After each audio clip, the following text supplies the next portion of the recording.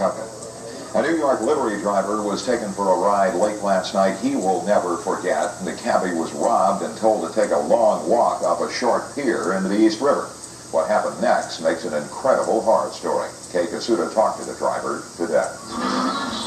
Delroy Grange's ordeal began near this South Bronx intersection just before 11 last night.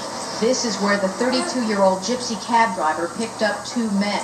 Grange didn't want his face shown as he told Eyewitness News what happened next. They put a shotgun to my side and told me do not activate. Just follow what the procedure that what we says and you won't get hurt. Grange says the two men then forced him to drive to this pier on the East River. He says they bound his hands with tape and put tape on his mouth and then threw him into the water. For sure I thought they was going to kill me. And, you know, they meant to kill me because they tied my hand behind my back and threw me into the river. So, you know, I mean, you can't swim with your hand tied behind your back. Grange adds he doesn't know how to swim anyway. Miraculously, he says he managed to grab onto a pier with his legs and remove the tape from his hands and mouth. He then made his way to a nearby bus depot where he called police.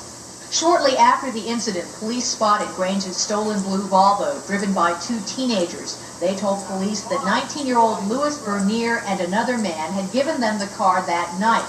Today, police arrested Bernier outside his home in the Bronx. He's facing charges including attempted murder, robbery, and kidnapping. Police are still searching for Bernier's accomplice. As for Delroy Grange, he says in his 3 years as a cab driver, he's never been a victim of a crime. I was just grateful to be alive. Grange says one thing's sure, he won't be driving a cab anymore. He says he plans to look for a totally new line of work. In the South Bronx, KJ4OIE, Channel 7, Eyewitness News. So far this year in New York City. We'll tell you about a gypsy cab driver's night of terror at the hands of two teenagers. So then there were